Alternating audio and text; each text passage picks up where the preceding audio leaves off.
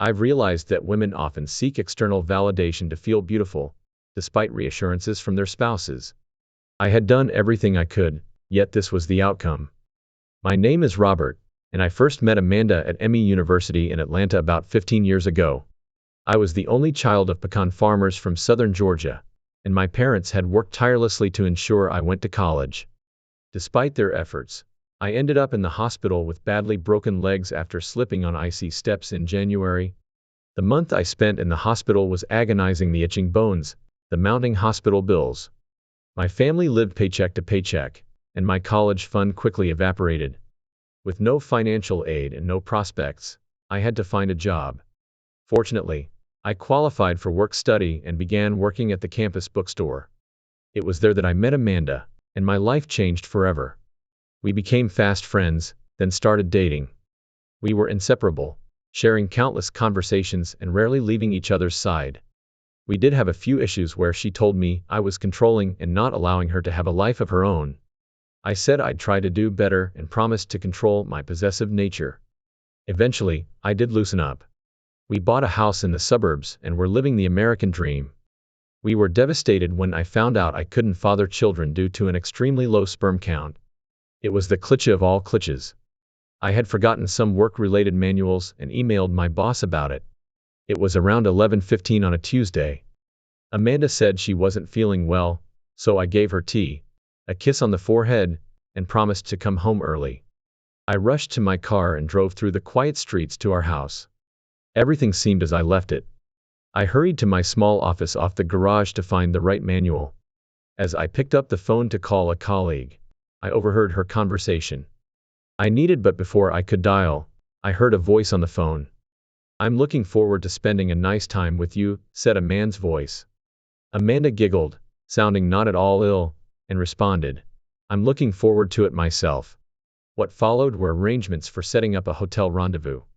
Remember how I said no woman believes her man when he says he thinks she's beautiful? I began to draw this conclusion after 15 years of marriage with Amanda. The first few years were great in the sex department. She never turned me down, she would even initiate it. She knew I liked her big butt and boobs and would take any opportunity to rub them on me, purring in my ear in that way a woman does when you're really in love, and a woman purrs in your ear like that. It makes you feel. Sex dropped off to a few times a week, then maybe 3 to 4 times a month, and finally, maybe about twice every month, but only if I pressed hard for it. Now, as I stood there in my little office, I tried to remember the last time I had been allowed to have sex with my wife. What the heck? Standing in my office, fresh from hearing that phone call, with the more mature view on things, I wondered if I married her because she was the first girl to ever really give me full attention. Thinking on it for a moment, I decided it didn't matter. I still loved her with all my heart, and what she had done had torn it right out. Right then, I decided to find out everything I could about her affair or affairs, and then I'd confront her. Then I divorced her cheating ass. She obviously didn't want me anymore and was just using me for a meal ticket or some damn thing. I was only the man who tried to prove he loved her and kept trying for 15 years. Who the heck was this dude come lately? Now, I gotta be honest here. I know that most men really aren't attracted to fat girls, and my wife was definitely fat at 5 and about 210 pounds despite going on numerous diets over the years. So, what the hell did this guy see in her? I know that's not a charitable thing to think about your wife, but I had to be realistic. But I decided it really didn't matter. She was cheating on me, lying to me, crapping all over our marriage. While I was thinking about this, I used my phone to call my colleague and verify the manual I needed and got the hell out of there without letting Amanda know I was there. I had some digging to do, and I didn't want to give the game away. She knew me pretty well and might figure something was up by my facial expression. I would reveal my hand when the time was right. 3 weeks later, I had a wealth of information. She had changed the passwords on her email accounts and browser, but because of the keyloggers, I was able to get that information pretty easily. It seems my loving wife had been conducting affairs on a website geared for getting laid and had met a number of men from there over the past year through the saved emails. I pieced together what was happening. She listened to the men flatter her, tell her how hot and sexy she was with her huge boobs and butt, blah blah blah. Eventually, after some time, She met with them at motels and got well ducked. I decided to take a poker approach. I wouldn't show my entire hand. I would only come at her with Tony, her latest assignation, and find out how truthful she would be. I printed out emails, got hotel receipts, and even got pictures from a Pi friend whom I had done computer repairs for. I got a discount from him because I had managed to save his entire client list and all his data. I sat in the darkened living room and waited for Amanda to get home. She was at the hotel with Tony, definitely getting ducked according to the Pi. I sat, I drank, and I waited. 2 hours later, at 9 o'clock p.m., she came in looking happy and humming to herself. She was startled a little when she saw me sitting in the dark living room, idly rocking and cradling an empty bottle.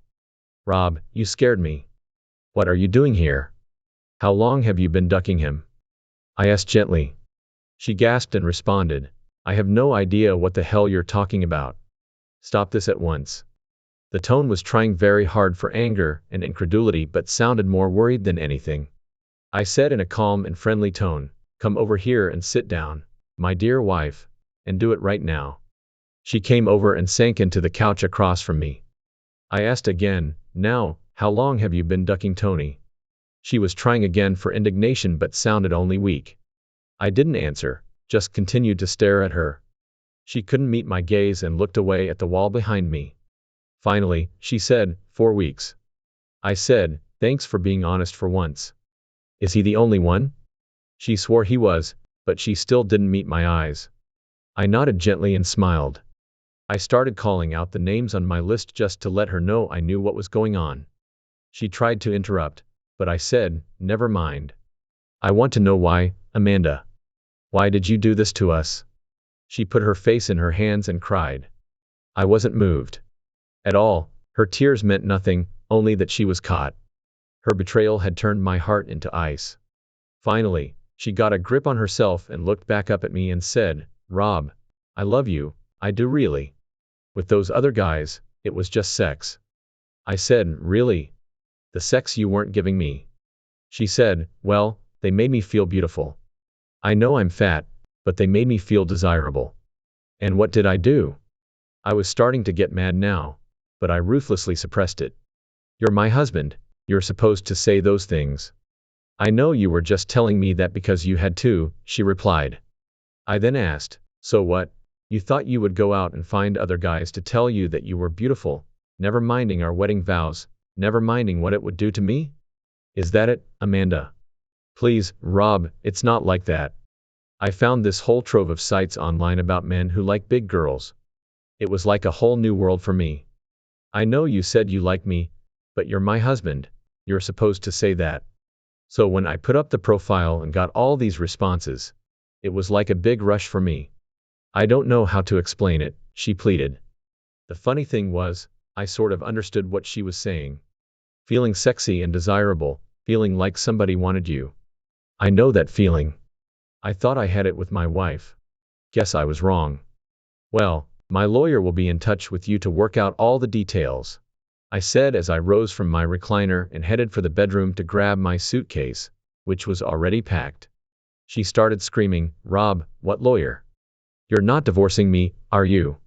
I said, "You cheated on me, Amanda. The first time you hit the submit button on your first profile, the first time you sent sexy pictures to whoever your first duck buddy was, the first time you shut the first motel door on me, you cheated. And I refused to live with a cheating wife," I stated firmly, unmoved, and went to get my suitcase. I gave her everything. I gave her half my adult life, and she tossed it away for some cheap thrills. I got in my car and headed for a cheap apartment I had found near work. I'd give my lawyer the papers the following day. I just wanted the marriage over with. I didn't want to inflict any damage on her. She ripped all the fight out of me for a while. However, I was tempted to just let her do her thing. But then I realized I already was. She'd given herself to others, and the only thing with me was her body, her mind was elsewhere. The divorce went through without much of a fuss. Amanda tried to talk with me, but I didn't want to listen. She had nothing to say that I wanted to hear. Even though I knew intellectually that no woman ever really believes her man when he says she is beautiful, I thought Amanda would believe me enough to not try to seek validation outside the marriage. 6 months after that confrontation in the living room, the divorce was final. Although it did get a bit rough at the start, it later went well. I later heard she moved up to Tennessee to be with Tony, and he had gotten her to join in with the swingers community out there. I hope she got a lot of affirmation of her desirability from them. Meanwhile, I continued to work for my company and live in my little apartment. I stayed single for a while and started dating but refused anything serious. It was high school and college all over again. I don't plan to get married anytime soon. I figured I was pretty much going to be single for a while, and I was resigned to it. The 15-year interlude that I called a marriage did nothing to change anything. It was all an illusion. I guess there are really no such things as happy endings in real life, only bad and worse outcomes. Nobody wins in a cheating scenario, there are only losers. Thanks for listening. Share, like, and subscribe to listen to more stories like this. Take care.